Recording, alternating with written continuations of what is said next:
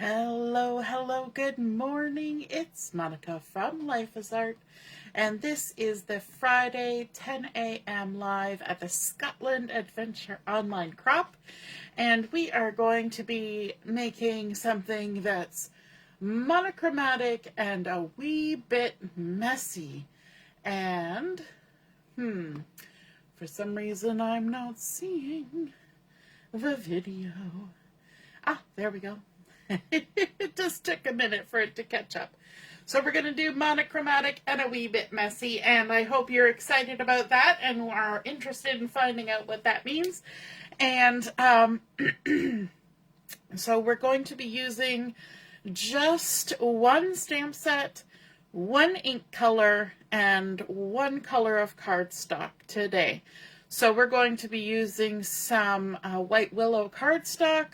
We're going to be using the old olive stamp pad, and we're going to be using a older stamp set. Now, it doesn't matter what stamp set you use. You just need a stamp set that has a nice little bit of foliage and a nice sentiment. So I'm going to use the "You Are Seriously the Best" sentiment, and I'm going to use this lovely leafy cluster. And so you can always pull from your stash of stamps and inks and cardstocks to create anything.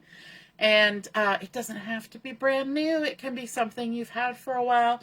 And we have already, we've spent our money, we've bought the thing, and now we need to use it. So coming up with fun ideas of how to use it is what we're all about today. So we are going to be doing monochromatic and a wee bit messy. If you're joining me live, just say hello or howdy so I know you're here. If you're watching later on replay, drop a comment. I love to know that you stopped by. I see that Heather is here. Good morning, Heather. We're going to begin our card with a square of white Willow cardstock that has been cut to 4 3/4 inch square. So it's 4 3/4 by 4 3/4. This is not going to be a standard size card, and it's going to be a little bit artsy fartsy because we like to do that sometimes. We like to play with our inks and make something interesting. So I've got my scrap piece of paper here to help me contain a little bit of the messy mess. And sorry, got a frog in my throat. Must be the morning. And we're going to bring in our old olive ink. Now, this is monochromatic and it involves leaves, so I went with green. Does it have to be this green? It does not have to be this green. Does it have to be green? It does not. You can do leaves in any color imaginable, so the sky is the limit, but I really like old olive, so that's why I chose it. So I've got my my stamp loaded up on my block here, and one of the reasons we're using this scrap paper is I'm going to be stamping off the edge of my paper. So first thing, I'm going to ink up my stamp, and then I'm going to stick my finger in it because that's how you do it, right? And then I'm going to come in from this corner and just stamp it on down like that. And then before I ink it again, I'm just going to shift a little bit. I'm going to overlap, and I'm just going to stamp the tip of those leaves, just like that. So we're going to get two variations in intensity of color from our ink, which is fabulous. And yeah, I love it. Now let's come in from this corner, and we'll stamp this on down like that. And then we can even do a little leafy second generation stamping. When you stamp the first time right after inking, that's first generation. Then if you stamp again, that's second generation. We're going to drop down a little bit and stamp that one there, right in the middle. And then I'm going to move up to the top of my panel, and I'm going to begin again on the left-hand side. And I'm just going to go ahead and stamp that. And then I'll come down second generation and do a little stampy stamp right there as well. You can see that we're kind of playing ring around the square here with our stamping. We're going to leave the center open so that it's got some blank space on it. So we're going to go ahead and stamp in this corner, and we'll even do a little stampy stamp there to add a little bit. And I love this technique of first and second generation stamping with these leaves, because it kind of is giving the vibe of close-up leaves versus far-away leaves. Do you get that feeling? We're going to do a second stamp there. And I think that has pretty much filled in our space as well as we need to. But yeah, the darker ones seem like they're closer, and the more faded ones seem farther away. Now we're going to put our stamp away, but we're going to bring in our little piece of this here to keep everything from moving around too much. I'm going to kind of scooch a bit so I got some leeway.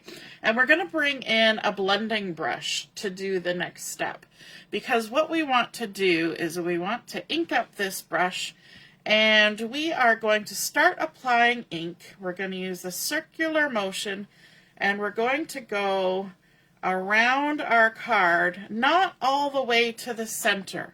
Okay, and we're going to do it very light. Now, thankfully, Old Olive kind of starts out nice and light, and so that makes our job a little bit easier. When we want to increase the intensity, we're just going to keep layering. So we're going to keep shifting and turning and adding ink to the four sides of our card panel. There we go. Last side. So you can see that we've kind of added a light layer of ink all the way around the outside. Now we're going to do, without re-inking, we're going to do one of these. We're going to start at the outside, and we're going to move towards the inside, but we're not going to do right in the very center until we have barely any ink on our brush. Okay? Now that's the only time we're going to go right to the center for the rest of this project. Hey, good morning, Mom. So we're going to ink up again, and we're going to go around the four corners, but we're not going to go in as far. Okay? We're going to kind of just skirt along the edges. And you may feel like this is going to take a while, but this is where that little bit of patience kicks in, because if we try to rush it, we're not going to get the end result that we want. Okay? So there's side 3 and side 4. We want to make sure we do sort of an even amount of inking. Okay, now we're going to go again. This time we are going to go only about halfway into the ends of our little leafies. And in the corner you can come in a little bit more, because of course that edge is a little bit farther in in the corners. And we're just going around all the sides. Going about halfway to the tips of the leaves. I think that's all four sides. So now we're going to do just a little bit in on all four sides. This is the same theory when you're working with pencil crayons. If you want to get darker and darker, just keep layering, and that will get you there. It also makes it nice and soft. You're not getting any harsh lines in this process. Now, have we been all the way around? I think we have. So now we're going to do right on the very edge. So we'll do a little bit in the corner, and then we're going to go right along the very edge. And this is our final pass. So if you feel like you want to go in for a second dip to get a little more intense right on the edge, you can do that. I always like to start in the corner and then work my way along.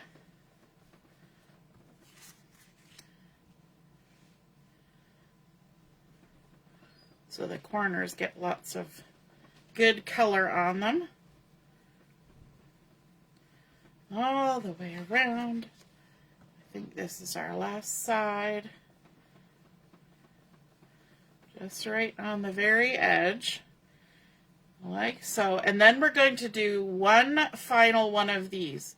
So we're going to start just right on the very outside, and we're going to go around several times so there's not much ink. And we're just going to go all the way in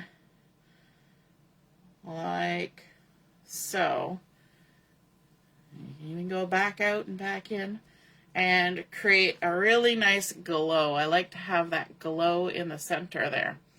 Okay, so now that we've done that, we're going to get even a little bit more inky messy. We're going to take a little block here and we're just going to tap it into our ink, and that's going to transfer some of that gorgeous old olive onto our block. And then we're going to come in with a water painter, a little water brush. We're going to squeeze a little bit of water so we get a little dribble of water coming out. And then we're going to come into our ink and make a little puddle. You see that? We're making a little puddle. And I want to make sure we got some good color and good juiciness here, because although I said it was going to be messy, I said it was a wee bit of messy. Hey, Judy. So I'm actually going to intentionally make some little largish, I'm not sure that's a word, some splattery blobs. But I'm doing it intentionally because sometimes when you do the splattering, you don't get the size of blobs you want in the places that you want. So, like I said, a wee bit messy and a wee bit controlled happening here. So I'm just making nice little circles. I need a little bit more liquid. And adding some larger blobs. We are going to do some freehand, some free splatter, but I want to make sure that I get a few of these bigger ones in a few places. Okay? I know, it's almost like cheating, isn't it? When you're doing it like this. Okay, so I've got a little bit of coverage there. Now I'm going to get this good and juicy because we're going to do actual splattering. I'm going to move it. I'm going to create a little barrier here. And then I'm just going to tap on my brush. Not juicy enough. Do a little tap. And that's going to get those fine little splatters on there, so that it doesn't look too staged with my handmade splatters, my precision splatters. There we go. That's looking good. Okay, so to clean off your brush, all you're going to do is take a tissue or a towel or something, a chamois, and you're just going to squeeze water and brush it off until there's really no color coming out. That's all you got to do. There we go. We're getting clear. And then for our block, I mean, if you're going to make another card, don't wipe it off yet, but I'm going to make sure that I don't stick anything in it, so I'm just going to wipe that off. There we go. Put our lid on. I'll tell you something that I did one time with a water brush. I left the lid off and I set it to the side, and the next thing I know, my project that I was working on started touching the tip of the brush, and boy did that water wick up the brush and onto my paper really fast, and I had a weird blobby thing going on. So always put the lid back on when you're done and even put it away, and then you don't have to worry about that. Okay, so we've got this nice monochromatic, messy looking panel here. And we are going to, let me see, decide which way we want it to sit on our card. And I think I want it this way. And I'm going to make my card base to be a 6x6 card. So I've taken a 12-inch by 6-inch piece, scored it at 6 inches, folded in half, and I'm going to do it as a top folding card, which I don't often do, but I think it'll look nice for this because I'm feeling like it feels like a bit of a piece of artwork that's going on here. Now, I've got that sitting there, and I don't really want to flip it upside down right now because it's got wet stuff sort of on it. Not too wet, but a little bit. So I'm just going to add some adhesive right to my card just for the sake of, you know, timing on the video here. And I have cut this at 4 3/4. So that means that we have 5/8 of an inch border all the way around. But instead of worrying about 5/8, we're going to do our pivot. So we touch this tip down here. We put our thumb on it. We tip it up to the top. Does it look like it's centered? We can adjust it. Then we tip it across so that the bottom is laying flat. And then we adjust to see if that looks about right. And I'm thinking that's looking pretty good. And then we can just lay it down. And of course, I don't want to mess up my things too much. So I'm going to be delicate about that. It's pretty well centered. Pretty well centered. I'm okay with that. Now I'm going to bring in my sentiment. And this one says, "You are seriously the best," which I kind of love because I know a lot of people who are seriously the best. And then I'm going to ink this up. Now, because I have been using a blending brush on this, I have been picking up ink from weird spots on here. So I'm going to do a decent amount of inking to get it on there. Because this is an older stamp set and it's the red rubber, I've now got some ink in weird places. So I'm going to try my best to stamp it straight down and straight up without transferring any weird shadows from the edge. So there we go. You are seriously the best. And it is a little pale in the center, and I knew that was going to happen. That's why I tried to stamp around, because I was picking up all that ink off of the spongy goodness there. And but that looks all right to me. And I love how crisp that outside border looks on there. It makes it look like a piece of artwork. This almost looks like the title of a piece of artwork. But just to make it a little more blingy blingy card-like, we're going to bring in our 2026 to 2028 in color dots. Now, I did not use Peaceful Pine on this. I used Old Olive. But it is green on green, and so that's going to work for our monochromatic. So I'm going to go ahead and pick up a little blingy bling there. Let's add another one there. And maybe one more up here. We're just going to make a little triangle. And then we're going to add a couple more over on this side just to spread it out a bit. So let's add, and I'm actually going to, no, I'm not going to cover up. I was going to say I was going to cover up that little dot that I made, but I'm not. I'm just going to do that. And then we can add one more right there for a total of 5, which is an odd number. And that makes our brains happy. And there we go. That is our completed monochromatic and a wee bit messy card. It stands up beautifully, looks like a piece of artwork.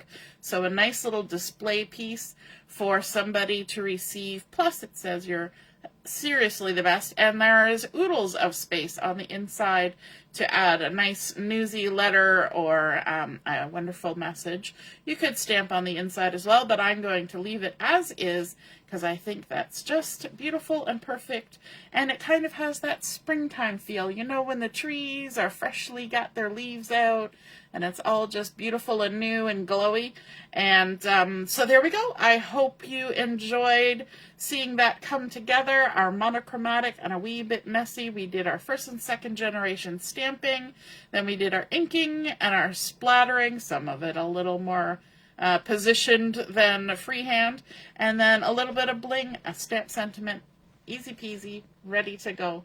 I hope you enjoyed that. If you make one like this, be sure to take a photo of it and pop it in the comments where I post the photos of my artwork, and then we can see and be inspired by yours as well. All right, have a wonderful rest of your morning. We will be on at 11:30 for today's afternoon chat and craft. See you then. Toodaloo. Bye.